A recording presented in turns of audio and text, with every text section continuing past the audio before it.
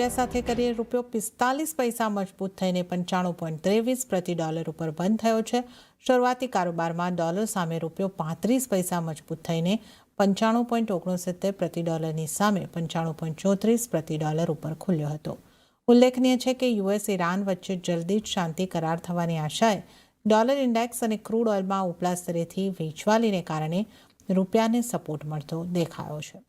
વધારે ચર્ચા કરીશું. ટ્રેડબુલ સિક્યોરિટીઝના ભાવિક પટેલ આપણી સાથે જોડાઈ ગયા છે. ભાવિકજી, સ્વાગત છે આપનું CNBC બજાર પર. અને આજે આપણે જે રીતે જોઈ રહ્યા છે 95.23 સુધી રૂપિયો આપણને મજબૂત થતો દેખાઈ રહ્યો છે. આ જે શાંતિની ડીલ થવાની, પીસ ડીલ થવાની સંભાવના છે, એને કારણે આ 45 પૈસાની મજબૂતી આપણે જોઈ રહ્યા છે. ક્રૂડમાં ઘટાડો મોટો આવ્યો છે, એની અસર છે કે કઈ રીતે આપ જોઈ રહ્યા છો? હવે રૂપિયામાં કયા સ્તર દેખાઈ શકે? Good evening Jharnaji. Yes, in fact આ જે ડીલ અત્યારના વાતચીત ચાલી રહી છે સ્ટ્રેટ ઓફ હોર્મુઝ રીઓપન કરવાની, કારણ કે સન્ડે ઓફકોર્સ ટ્રમ્પે એવું કીધું છે કે ડીલ કરવાની સાઇન માટે લોકો ઉતાવળ નથી, એ લોકો સારી ડીલ જોઈએ છે. બટ 60 ડેઝ એવી વાત થઈ છે કે 60 ડેઝમાં નિગોશિએટ કરશે અને ત્યાં સુધી સ્ટ્રેટ ઓફ હોર્મુઝ ઓપન થશે. એટલે આજે જો આપણે કાચું તેલ નિયરલી 6% ઘટ્યું છે અને આપણો જો રૂપિયો વીક થઈ રહ્યો હતો એનું સૌથી મોટું કારણ એ જ હતું કે આપણે કાચું તેલ જે છે એ વધી રહ્યું હતું અને પ્લસ અહીંયા ગવર્મેન્ટ જે છે એ રેટ પ્રાઇસ હાઇક કરી નથી રહી. ઓલ્ધો અત્યારના 4 વાર હાઇક કરી છે, બટ હજી પણ આપણે નોમિનલ જ છે. એટલે મૂળ જ્યાં સુધી આઈ થિંક સ્ટ્રેટ ઓફ હોર્મુઝ બંધ છે ત્યાં સુધી રૂપિયા પર પ્રેશર રહેવાનું જ હતું. અને આજના દિવસમાં જે ઓપ્ટિમિઝમ થયું છે એના લીધે જ ખુશીથી આપણે જોઈ રહ્યા છીએ કે રૂપિયો જે છે એ મજબૂતી ઓપન થયો છે. અને હવે લાગી રહ્યું છે કે કશેક ને કશેક આઈ થિંક આ ડીલ આગળ જતાં થશે, કારણ કે અત્યાર સુધી શું થઈ રહ્યું હતું કે જ્યાં યુએસની સામે ચાલી રહ્યું હતું, યુએસ પર સ્ટેટમેન્ટ આપતા હતા કે અમે ડીલની નજીક છે, ત્યાં ઈરાન સામેથી એવું સ્ટેટમેન્ટ આપતું હતું કે ના, અમારી પ્રી કન્ડિશન છે, જ્યાં સુધી આ કન્ડિશન ફૂલફિલ નહીં થાય ત્યાં સુધી કોઈ ડીલ નહીં થાય. પણ હવે ઈરાન તરફથી પણ પોઝિટિવ સ્ટેટમેન્ટ આવી રહ્યા છે યુએસ તરફથી. એટલે આ વખતે માર્કેટને લાગે છે એ નિયર ટર્મમાં આઈ થિંક આ ડીલ થઈ શકે છે. પ્લસ RBI ગવર્નરે પણ કીધું હતું કે અત્યારના આપણો જે રૂપિયો છે, એશિયન રૂપિયો, એ બીજી બધી ભલે કરન્સીઝની સામે વીક થયો છે, બટ ઓવરઓલ જોઈએ તો હજી પણ થોડોક ઓવરવેલ્યુ છે. એટલે અને આ સ્ટેટમેન્ટના લીધે પણ આપણે રૂપિયામાં થોડીક તેજી જોવા મળી. આઈ થિંક મને નેટ લાગે છે કે મે બી અહીંયાથી ઓર 94.50 થી 94.30 સુધીનો રૂપિયો ઘટી શકે છે જો સ્ટ્રેટ ઓફ હોર્મુઝ ઓપન થાય છે. એટલે આજના દિવસમાં તો ઓપ્ટિમિઝમ લાગે છે. અને અગેન 96.50 સુધી નથી જતું ત્યાં સુધી એક્સપેક્ટ તમે કરી શકો છો કે નીચે પહેલું ટાર્ગેટ આવી શકે 94.20. એટલે હમણાં લાગે છે કે રૂપિયો જે છે થોડુંક મજબૂત થઈ શકે છે. ઓકે, તો હમણાં રૂપિયો આપણને મજબૂત થતો લાગી શકે છે અને 94.30 94.20 સુધી આપણે રૂપિયામાં એક મજબૂતી આગળ પણ જોઈ શકીએ છીએ. આજે પણ આપણે ખાસ કરીને મજબૂતી સાથેનું ક્લોઝિંગ જોયું છે, તો રૂપિયાની આ મજબૂતી કન્ટિન્યુ થતી લાગી રહી છે. હવે આપણે વાત કરી લઈએ ક્રૂડની. તો યુએસ અને ઈરાન વચ્ચે જલ્દી જ યુદ્ધ શાંત થવાની આશા અને યુએસ દ્વારા સ્ટ્રેટ ઓફ હોર્મુઝની નાકાબંધી ખોલવાની વાતથી ક્રૂડ ઓઇલમાં ઘટાડો આવતો જોવા મળ્યો છે. બ્રેન્ટના ભાવ ઉપલા સ્તરેથી આપણને 5%, પોણા 6% સુધી ઘટતા દેખાયા અને 97.56 એટલે $98 નીચે કામકાજ. નાઇમેક્સ ક્રૂડમાં પણ લગભગ પોણા 6%નું દબાણ અને $91 આસપાસ કામકાજ. 5.5% ઘટાડો આપણે MCX ક્રૂડ પર જોઈ રહ્યા છે 8,685 પર. ભાવિકજી, ક્રૂડમાં ખાસો ઘટાડો આપણને આવતો જોવા મળ્યો છે. વીકેન્ડ દરમિયાન પણ આપણે ઘટાડો જોયો છે અને હવે $100 નીચે આજે આપણે યથાવત રીતે કામકાજ કર્યું છે, $97 આસપાસ બ્રેન્ટ. તો કઈ રીતે ક્રૂડને તમે જોઈ રહ્યા છો? ઘટાડો હજી કન્ટિન્યુ થશે કે હવે 96-97 પર એક ક્રૂડ સપોર્ટ લેશે? કઈ રીતે આપનું વ્યૂ? આઈ થિંક બ્રેન્ટ 100 નીચે અત્યારે ભલે 98ની આસપાસ ચાલી રહ્યો, પણ મને લાગે છે કે જ્યાં સુધી 95ની નીચે નહીં જાય ત્યાં સુધી આઈ થિંક હજી પણ ક્રૂડ જે છે થોડુંક તેજી થઈ શકે છે. ઓલ્ધો હવે લાગી રહ્યું છે કે ડીલ જે છે ઘણી નજીક થઈ રહી છે, એટલે મે બી 95 નીચે ડેફિનેટલી જશે, પણ 90 નીચે સસ્ટેન થાય હમણાં થોડુંક ઓછું છે. કારણ કે આપણે એ પણ જોઈશું કે જે પ્રી વોર પ્રોડક્શન લેવલ છે એ ઇનફેક્ટ સ્ટ્રેટ ઓફ હોર્મુઝ ઓપન થાય છે ને ડીલ થાય છે ને તો પણ 3 થી 4 મહિના લાગશે. કારણ કે આ વોરમાં જે ઈરાને મિડલ ઇસ્ટ ને બીજી બધી રિફાઇનરી સ્પોર્ટ્સ પર ડેમેજ થયું છે, તો એ બધાને રિપેર થતાં ઓછામાં ઓછું 3 મહિના તો થશે. બટ એક વસ્તુ સારું છે કે ઈરાનિયન જે ન્યૂઝ એજન્સી છે તસ્નીમ, એ લોકોએ એવું કીધું છે કે જો એગ્રીમેન્ટ રીચ થાય તો જે નંબર ઓફ વેસલ્સ જે પ્રી વોર પહેલાં સ્ટ્રેટ ઓફ હોર્મઝથી પાસ થતા હતા એ 30 દિવસમાં જ ફરીથી પાસ થઈ શકે છે. એટલે જે ટ્રાફિક જે અટકી ગયો તો એ મે બી સ્ટાર્ટ થઈ શકે છે. એટલે એ પણ અગેન પોઝિટિવ છે. અને આઈ થિંક જ્યારે ડીલ રીચ થશે ત્યારે આપણે ડેફિનેટલી એક નેગેટિવ રિએક્શન અગેન ક્રૂડમાં જોવા મળી શકીશું. ઓલ્ધો ઈરાનને પણ કીધું છે કે જે પણ ડીલ થશે એમાં ઇઝરાયલ અને હિઝબુલ્લાની પણ ડીલ થવી જોઈએ કે જે એ લોકોને ત્યાં પણ સીઝફાયર જે છે એ થઈ શકે છે. એટલે ઓવરઓલ અત્યારના તો ઓપ્ટિમિઝમ દેખાઈ રહ્યું છે અને મને લાગે છે કે આ જ ઓપ્ટિમિઝમ છે ઓર કન્ટિન્યુ રહી શકે છે. આપણે ત્યાં પણ આપણે જોઈ રહ્યા છીએ કે આજે જે ગેપ ડાઉનથી ઓપનિંગ થયું પછી પણ ક્રૂડ ઓઇલ જે છે એ દબાણમાં જ રહ્યો છે. હું એક્સપેક્ટ કરી રહ્યો છું કે હજી પણ દબાણમાં જ થઈ શકે છે. એટલે આજના દિવસમાં આઈ થિંક થોડી પણ તેજી જો આવે છે 8800ની આસપાસ તો અગેન શોર્ટ કરીને જ રાખી શકાય છે 8600ના ટાર્ગેટથી અને 8900નો સ્ટોપ લોસ રાખી શકાય છે. ઓવરઓલ મને લાગે છે કે WTI જે $90ની આસપાસ ચાલી રહ્યું છે એ હજી પણ $2 થી $3 ડેફિનેટલી આપણને જોવા મળી શકે છે. અને જો પીસ 50 સાઇન થાય છે તો બીજી $4-5 મિનિમમ આપણે કરેક્શન જોવા મળી શકે છે. ઓકે, તો ક્રૂડમાં હજી કરેક્શન આપણને દેખાઈ શકે છે, તો સેલ કરીને ચાલવાની સલાહ. 8600ના ટાર્ગેટ તમને ક્રૂડની અંદર બનતા દેખાઈ શકે છે. 8900નો સ્ટોપ લોસ તમારે ધ્યાને રાખવાનો રહેશે. તો અહીંયા આગળથી 8800ના આસપાસથી સેલ કરીને MCX ક્રૂડને ચાલવાની સલાહ બની રહી છે. હવે ક્રૂડ બાદ આપણે વાત નેચરલ ગેસની પણ કરી લઈએ તો સ્થાનિક બજારમાં નેચરલ ગેસની કિંમતો લગભગ 1% જેટલી તૂટતી જોવા મળી અને 275ના સ્તરની આસપાસ નેચરલ ગેસની કિંમતો. ભાવિકજી, નેચરલ ગેસને હવે કઈ રીતે જોવું જોઈએ? નેચરલ ગેસમાં ઘટાડો તો છે પણ જેટલો ક્રૂડમાં મોટો ઘટાડો છે એટલો નથી. નેચરલ ગેસ માટે આપની કઈ રીતની સલાહ રહેશે? આપણી વાત સાચી છે. નેચરલ ગેસની ઘટાડો ક્રૂડ જેટલો નથી. ઇનફેક્ટ જો ક્રૂડમાં 6% છે તો નેચરલ ગેસમાં 2-3% થવું જોઈએ. અને આજના દિવસમાં જે નેચરલ ગેસનો ઘટાડો છે એ પ્યોરલી એ જ છે કે ઓપ્ટિમિઝમ સ્ટાર્ટ થઈ ગયું છે. એટલે સ્ટ્રેટ ઓફ હોર્મુઝથી જે LNG અને નેચરલ ગેસનું જે ટ્રાન્સપોર્ટેશન બંધ થઈ ગયું તો એ મે બી આગળના ફ્યુચરમાં વધી શકે છે. બટ અગેન નેચરલ ગેસમાં પણ આપણે પહેલાં પણ જોયું હતું કે 275ની ઉપર નહોતું સસ્ટેન કર્યું. હજી પણ અત્યારના જોઈએ છે કે હવે 275ની ઉપર જ સસ્ટેન કરી રહ્યો છે. કારણ કે ટ્રેન્ડ જે છે નેગેટિવથી થોડોક પોઝિટિવ તરફ ફરીથી આવી ચૂક્યો છે. ઓવરઓલ આપણે અત્યારના જોઈ રહ્યા છે કે યુરોપમાં નેચરલ ગેસની ઇન્વેન્ટરી જે છે વિન્ટર માટેની એ લોકોએ હવે ભરવાનું સ્ટાર્ટ થઈ ગયું છે. અને ઓવરઓલ હવે યુએસમાં પણ જોઈએ તો ગરમી સ્ટાર્ટ થઈ ગઈ છે. એટલે કુલિંગ ડિમાન્ડ માટે પણ ત્યાં નેચરલ ગેસ જોઈશે. એટલે મને લાગે છે કે નેચરલ ગેસ ભલે આજે દિવસમાં કરેક્શન છે પણ ઓવરઓલ મેજર કરેક્શન હવે દેખાઈ નથી રહ્યું. હવે એવી સિઝન સ્ટાર્ટ થઈ ગઈ છે કે જે નેચરલ ગેસની ડિમાન્ડ વધશે ભલે પ્રોડક્શન હાઈ રહેશે. એટલે અહીંયાથી હવે મેજર કરેક્શન છે આઈ થિંક ફિનિશ થઈ ગયું છે. અને હવે I think buy and dips strategy રાખવી જોઈએ આજના દિવસમાં નેચરલ ગેસની આસપાસ. 272ની આસપાસ જ્યારે પણ આવે છે ત્યારે બાય કરી શકાય છે. 278ના ટાર્ગેટથી 268નો સ્ટોપ લોસ રાખી શકાય છે. તો નેચરલ ગેસમાં આજે બાયની જ રિકમેન્ડેશન છે. ઓકે, તો નેચરલ ગેસમાં ખરીદી કરીને ચાલવાની સલાહ બની રહી છે. 272ની આસપાસથી બાય કરો. 278ના ટાર્ગેટ બની શકે છે. 268નો સ્ટોપ લોસ નેચરલ ગેસમાં બાય કરીને ચાલવાની સલાહ. તો ક્રૂડ નેચરલ ગેસની આપણે અહીં આગળથી ચર્ચા કરી અને આ સાથે હાલ સમય થઈ રહ્યો છે એક નાનકડો બ્રેક લેવાનો. લઈશું બ્રેક અને બ્રેક બાદ વધુ કોમોડિટીઝની ચર્ચામાં ભાવિક પટેલ સાથે આ શોમાં આગળ વધીશું.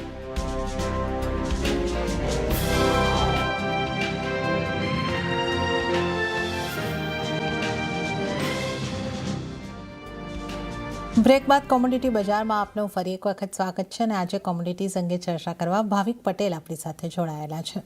સોનાના કારોબાર પર નજર કરીએ તો સોનામાં ખરીદારી આવતા સ્થાનિક બજારમાં કિંમતો 5%થી વધારે વધીને 1,59,000ને પાર પહોંચતી જોવા મળી છે અને કોમેક્સ ઉપર પણ 1%થી વધારેની તેજી $4,574ની આસપાસ કિંમતો જોવા મળી રહી છે. ભાવિકજી, સોનાને કઈ રીતે જોવું જોઈએ? અહીંયા પણ પી સ્ટોકની અસર અહીંયા આગળ એક પોઝિટિવ થતી જોવા મળી રહી છે સોના પર. પણ સોના ઉપર ખાસ જે બોન્ડ યીલ્ડની અસર થતી હોય છે ત્યાંથી આજે સંકેતો નથી. તો કઈ રીતે સોનાને આપણે જોવું જોઈએ? આજે સીમિત રેન્જમાં જ મજબૂતી રહેશે કે કયા સ્તર તમે જોઈ રહ્યા છો? વેલ આજના દિવસમાં મને લાગે છે કે સીમિત રેન્જ જ રહેશે, કારણ કે આજે જોઈએ તો યુએસનું માર્કેટ મેમોરિયલ હોલિડે માટે વીકેન્ડ માટે બંધ છે. એટલે જ્યારે યુએસનું માર્કેટ ક્લોઝ હોય છે ત્યારે આપણે જોઈ રહેતા હોઈએ કે ઇન્ટરનેશનલ માર્કેટમાં પણ મૂવમેન્ટ જનરલી ઓછી જ હોય છે, ડેટા નથી હોતું. અને પ્લસ જે પોઝિટિવ સેન્ટિમેન્ટ આવવાનું તો ઓલરેડી વીકેન્ડમાં આવી ચૂક્યું છું. એટલે મને લાગે છે કે આજે થોડુંક લિમિટેડ જ રહેશે મૂવમેન્ટ. અને પ્લસ એ પણ આપણે જોવાનું છે કે આપણે ત્યાં અત્યારના કારણ કે રૂપિયો મજબૂત થયો છે એટલે પણ આપણે ઓછું તેજી જોવા મળે છે. પણ ઇન્ટરનેશનલમાં પણ જોઈએ તો 45-74, એટલે આઈ થિંક નિયરલી 1.5% પ્લસ છે. ક્રૂડ જે 6% માઇનસ છે એની સામે 1.5%. અને એનું એક કારણ એ પણ છે કારણ કે હજી પણ જે ફ્રાઇડે કેવિન વોશ જે નવા યુએસનો જે સેન્ટ્રલ બેંકના જે એ નિમિત્ત થયા ત્યાં એમને એવું કીધું હતું કે હજી પણ ઇન્ફ્લેશન છે એ વધારે છે. અને ઓવરઓલ આઈ થિંક એમનું નેક્સ્ટ જે મૂવ રહેશે એ મે બી રેટ હાઇકનું રહેશે, રેટ કટનું નહીં. અને માર્કેટ જેટલા સુધી પ્રાઇસ આઉટ નહોતું કર્યું એક્સક્યુઝ મી, એ હવે પ્રાઇસ ઇન કરી રહ્યા છે કે ડિસેમ્બરમાં એક 25 બેઝિસ રેટ હાઇક થઈ શકે છે. એટલે આના લીધે આપણે જોઈ રહ્યા છે કે જે સોનું જે છે એટલું તેજી નથી આવ્યું, ભલે આ પી સ્ટોકનું સેન્ટિમેન્ટ જોવા મળ્યું છે. એટલે ઓવરઓલ હજી પણ આપણે જોઈએ તો ઓવરહેંગ જે મોંઘવારીની છે અને રેટ હાઇકની છે એ સોના ઉપર જે છે એ રહી રહ્યું છે. એટલે ઓવરઓલ આપણે સોનામાં જે જોઈએ એવી તેજી નથી જોવા મળી.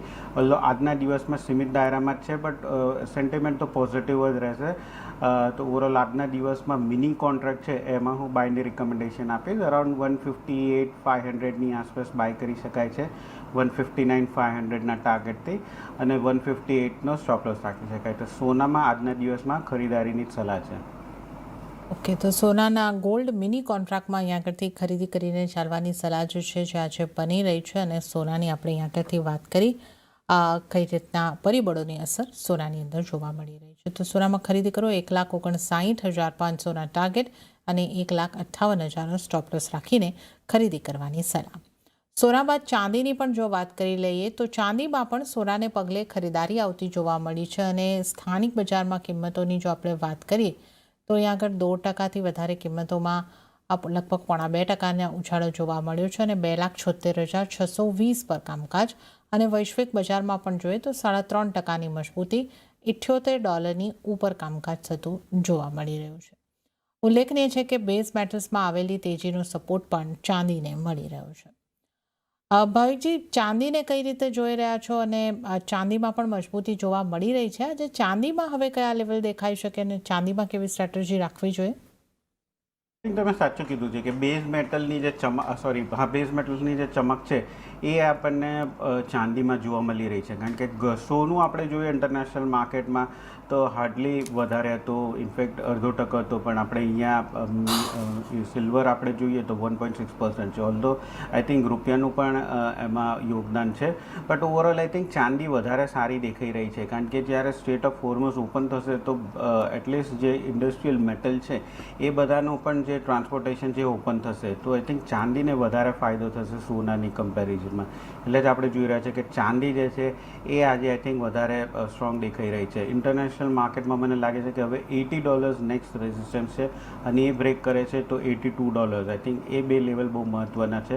આપણે ત્યાં જોઈએ તો હવે મને લાગે છે કે 284 અને 288 આ બે લેવલ મિની કોન્ટ્રાક્ટમાં સારા દેખાઈ રહ્યા છે. અને નીચે આપણે જોઈએ આઈ થિંક 274 અને 272 એક સપોર્ટ ઝોન બની ચૂક્યા છે. આજના દિવસમાં અગેન જેમ મેં કીધું કે યુએસનું માર્કેટ ક્લોઝ છે એટલે ઇવનિંગ સેશનમાં કંઈ બહુ મોટે વધઘટ જોવા નથી એક્સપેક્ટેશન. ઓલરેડી ગેપ અપથી ઓપનિંગ થયું છે તો આજના દિવસમાં પણ સેમી દાયરામાં જ રહેશે. બટ ટ્રેન્ડ અગેન બુલિશ જ રહેશે. તો બાય એન્ડ ડિપ્સની સ્ટ્રેટેજી રાખવી જોઈએ કે જ્યાં સિલ્વર મિની કોન્ટ્રાક્ટ 279,000ની આસપાસ આવે છે તો 282ના ટાર્ગેટથી બાય કરી શકાય છે અને 276,000નો સ્ટોપ લોસ રાખી શકાય. તો ચાંદીમાં પણ બાય એન્ડ ડિપ્સની સ્ટ્રેટેજી રાખવી જોઈએ. અને આ 1-2 દિવસમાં હજી પણ આઈ થિંક પ્રેફરેબલ મારું વધારે રહેશે ચાંદી સોનાની કમ્પેરિઝનમાં. લાગે છે કે ચાંદી જે છે થોડુંક ઓર આઉટ પરફોર્મ કરી શકે છે. તો 1-2 દિવસ ચાંદી આઉટ પરફોર્મ કરી શકે છે. ખરીદી કરીને ચાલવાની સલાહ ચાંદીમાં પણ બની રહી છે. તો ચાંદીમાં 2,79,000ની આસપાસથી ખરીદી કરીને ચાલવાની સલાહ છે. 2,76,000નો સ્ટોપ લોસ, 2,82,000 સુધીના ટાર્ગેટ સિલ્વર મિની માટે અહીં આગળ ખરીદી કરીને ચાલવાની સલાહ. હવે આપણે ચાંદી બાદ બેઝ મેટલ્સની પણ વાત કરી લઈએ તો સ્થાનિક બજારમાં નિકલ સિવાય લગભગ બધી જ મેટલ્સમાં ખરીદારી જોવા મળી. પણ વૈશ્વિક બજારમાં કોપર ફ્યુચરમાં સારી તેજી રહી છે. તો સપ્લાયની ચિંતા એલ્યુમિનિયમની કિંમતોમાં પણ મજબૂતી જોવા મળી છે. તો આપણે ત્યાં પણ એક મજબૂતી સાથેનું કામકાજ, પણ ઝીંકમાં સૌથી વધારે મજબૂતી 1% અને બાકીની મેટલ્સમાં પણ થોડી મજબૂતી આપણને જોવા મળી છે. ભાવિકજી, મેટલ્સને તમે કઈ રીતે જોઈ રહ્યા છો અને મેટલ્સમાંથી હવે તમારી સલાહ કઈ મેટલ પર બનશે? આઈ થિંક લાસ્ટ વીક પણ મેં કોપર અને ઝિંકમાં જ પ્રેફર કર્યું હતું, અને આ વીકે આઈ થિંક કોપર અને ઝિંક પ્રેફર કરીશ. કોપરની વાત સૌથી પહેલાં આપણે કરીએ તો આઈ થિંક હજી પણ જ્યારથી ચાઇનાએ સલ્ફ્યુરિક એસિડનું ફર્સ્ટ મેથી એક્સપોર્ટ બંધ કર્યું છે, એનાથી આપણે જોઈ રહ્યા છે કે ખાસ કરીને લેટિન અમેરિકાની માઇન્સ ચીલી જે છે ત્યાં પ્રોડક્શન અફેક્ટ થઈ રહ્યું છે, અને ઓવરઓલ એક્સપેક્ટેશન છે કે જે આ વર્ષે સરપ્લસ થવાનું હતું ઇન્વેન્ટરી, એ ફરીથી ડેફિસિટ થાય છે. અગેન આ ઓપ્ટિમિઝમ છે યુએસ અને ઈરાનના વોરનું, એ પણ થોડુંક પોઝિટિવ છે, કારણ કે હવે એટલીસ્ટ સ્ટ્રેટ ઓફ હોર્મુઝ જો ઓપન થઈ જશે તો ડિમાન્ડ જે છે એ પણ વધી શકે છે. એટલે એક તરફ આપણે જોઈ રહ્યું છે કે સપ્લાય થોડુંક ક્રંચ થઈ રહ્યું છે, કારણ કે ચાઇનાએ જે એક્સપોર્ટ જે છે એ બંધ કર્યું છે સલ્ફ્યુરિક એસિડનું, અને બીજી સાઈડ આપણે જોઈ રહ્યા છે કે એના લીધે પ્રોડક્શન જે છે એ ઓછું થઈ શકે છે અને ડિમાન્ડ જે છે એ વધી શકે છે. આજના દિવસમાં આપણે જો કે કાલે શુક્રવારે 1344ની આસપાસ ક્લોઝ થયું હતું, આજે સીધું 1365ની આસપાસ ગેપ અપથી ઓપનિંગ થયું છે અને 1368 ચાલી રહ્યું છે. મને લાગે છે કે આ 1400 સુધીના લેવલ્સ પણ ટૂંક સમયમાં આવી શકે છે. હું ઘણો બુલિશ છું કોપરમાં. ઓવરઓલ કોપરમાં આજના દિવસમાં 1364ની આસપાસ બાય કરી શકાય છે 1378ના ટાર્ગેટથી, અને 1360નો સ્ટોપ લોસ રાખી શકાય છે. એલ્યુમિનિયમમાં મને અત્યારના હવે થોડીક વીકનેસ એટલે દેખાઈ રહી છે, કારણ કે અત્યાર સુધી તેજી એટલે હતી કારણ કે 9% આપણે વર્લ્ડનું એલ્યુમિનિયમ જે આઉટપુટ હતું એ મિડલ ઇસ્ટથી આવતું હતું, અને હવે જો સ્ટ્રેટ ઓફ હોર્મુઝ ઓપન થશે તો એટલીસ્ટ મિડલ ઇસ્ટથી આઉટપુટ ચાલુ થઈ શકે છે, તો અગેન માર્કેટમાં થોડુંક એલ્યુમિનિયમ ફ્લડ થઈ શકે છે, જે પ્રાઇસીસને અફેક્ટ કરશે. એટલે એલ્યુમિનિયમ મારા ધારણે જે અત્યાર સુધી આઉટ પરફોર્મ કરી રહ્યું હતું, જો આ સ્ટ્રેટ ઓફ હોર્મુઝ ઓપન થશે કે પી સ્ટોક પોઝિટિવ રહેશે તો આઈ થિંક થોડુંક અંડર પરફોર્મ કરવાનું છે. એટલે એલ્યુમિનિયમ માટે મારે એવોઇડની જ રિકમેન્ડેશન છે. ઝિંકની વાત કરીએ તો ઝિંકમાં બે માઇન્સ જે છે એમાં અત્યારના આપણે જોઈ રહ્યા છીએ કે થોડુંક આગ લાગી હતી, એના લીધે પ્રોડક્શન ઓછું થઈ રહ્યું હતું. ઓલ્ધો એલએમઈમાં આપણે જોયું છું કે બે દિવસ પહેલાં આપણને સારી એવી ઇન્વેન્ટરી વધી હતી, પણ ઓવરઓલ છેલ્લા 6 મહિનાને 1 મહિનાનું જોઈએ ઓવરઓલ તો હજી પણ ઇન્વેન્ટરી જે છે ઓછી થઈ રહી છે. અને કોપરની પાછળ ઝિંકમાં પણ આપણને તેજી જોવા મળી રહી છે. તો ઝિંકમાં પણ હું એક્સપેક્ટ કરી રહ્યો છું કે આ તેજી જે છે કન્ટિન્યુ થઈ શકે છે. મીડિયમ ટર્મ ટાર્ગેટ 380થી 382નો છે, પણ આજના દિવસમાં 370ની આસપાસ જ્યારે મળે છે 374ના ટાર્ગેટથી બાય કરી શકાય છે, 369નો સ્ટોપ લોસ રાખી શકાય છે. તો ઇન્ટ્રાડે કોપર અને ઝિંક એ બે મારી રિકમેન્ડેશન રહેશે, અને શોર્ટ ટર્મ માટે પણ કોપર અને ઝિંક આ બે મને લાગી રહ્યું છે કે એલ્યુમિનિયમ કરતાં વધારે આઉટ પરફોર્મ કરી શકે છે. ઓકે, તો કોપર અને ઝિંક ઉપર પોઝિટિવ વ્યૂ અહીંયા કરતી ભાવિકજી રાખી રહ્યા છે. જો ઇન્ટ્રાડે માટે આપણે કોપરની વાત કરીએ, ખરીદારી કરીને ચાલવાની સલાહ બની રહી છે. 1378નો ટાર્ગેટ અને 1360નો સ્ટોપ લોસ રાખીને કોપરમાં ખરીદારી કરી શકો છો. અને ઝિંકની જો વાત કરીએ તો 370ની આસપાસ ખરીદારી કરો, 374નો ટાર્ગેટ અને 369ના સ્ટોપ લોસને ધ્યાને રાખવાનો રહેશે. તો મેટલ્સ પૈકી આ કોપર અને ઝિંકમાં ખરીદી કરીને ચાલો. અને આ સાથે ફરી એક વખત સમય થઈ રહ્યો છે એક નાનકડો બ્રેક લેવાનો. લઈશું બ્રેક, અને બ્રેક બાદ એગ્રી કોમોડિટીઝની ચર્ચામાં ભાવિક પટેલ સાથે આ શોમાં આગળ વધીશું.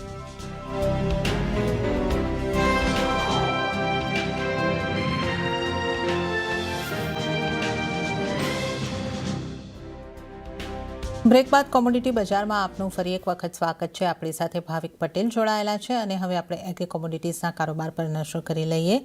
એક ગુવાર સીડને છોડીને ગુવાર પેકને છોડીને બાકી મસાલા અને તમામ એગ્રી કોમોડિટીઝમાં મજબૂતી જોવા મળી. ધાણામાં આજે આપણને સારી મજબૂતી જોવા મળી છે, લગભગ 2%ની આસપાસની. ભાવિકજી, આજના એગ્રી કોમોડિટીઝના કારોબારને આપ કઈ રીતે જોઈ રહ્યા છો? કઈ એગ્રી કોમોડિટીઝ પર આપની સલાહ બનશે? હવે સૌથી પહેલાં આપણે સ્પાઇસ કોમ્પ્લેક્સની વાત કરીએ તો એ સાથે ત્રણેયમાં આપણને તેજી જોવા મળે છે. આઈ થિંક મેં ગુરુવારે પણ કીધું હતું કે જીરામાં જે છે થોડુંક શોર્ટ કવરિંગ ડેફિનેટલી જોવા મળી શકે છે, કારણ કે 23,000થી કોન્સ્ટન્ટલી આપણે જોઈ રહ્યા છે, તો પ્રાઇસીસ જે છે 19,000 સુધી આવ્યા છે. તો એક્સપેક્ટ કરી રહ્યો છું કે એટલીસ્ટ 20,000 સુધીનો લેવલ્સ આપણને જીરામાં જોવા મળી શકે છે. તો જીરામાં અત્યારના 19,400ની આસપાસ મળે છે, તો 19,000ના સ્ટોપ લોસથી એકવાર બાય કરી શકાય છે. ટાર્ગેટ ઉપર રાખી શકે છે 20,000થી 20,000 200નો. જ્યારે ધાણાની વાત કરીએ તો આઈ થિંક ધાણામાં અત્યારના ઓવરઓલ ટ્રેન્ડ જે છે એ ઘણું જ પોઝિટિવ છે. આજના દિવસમાં આપણે જોઈ રહ્યા છે કે બહુ પોઝિટિવમાં તેજીથી બંધ આપ્યું છે અને ઓવરઓલ પણ આપણે મંડીમાં પણ અત્યારના જોઈએ ગોંડલમાં એના પ્રાઇસીસ તો ફ્યુચર કરતાં નીચે કોટ કરી રહ્યા છે. દેટ મીન્સ કે આગળ જતાં પણ એક્સપેક્ટેશન છે કે તેજી જે છે કન્ટિન્યુ રહી શકે છે.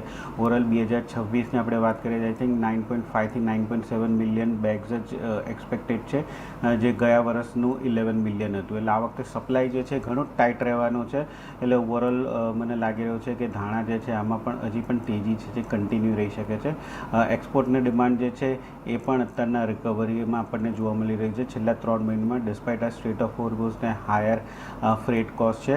એટલે ધાણામાં 12,000ની આસપાસ જ્યારે પણ મળે છે તો 13,200ના ટાર્ગેટથી બાય કરી શકાય છે, 11,800નો સ્ટોપ લોસ રાખી શકાય છે.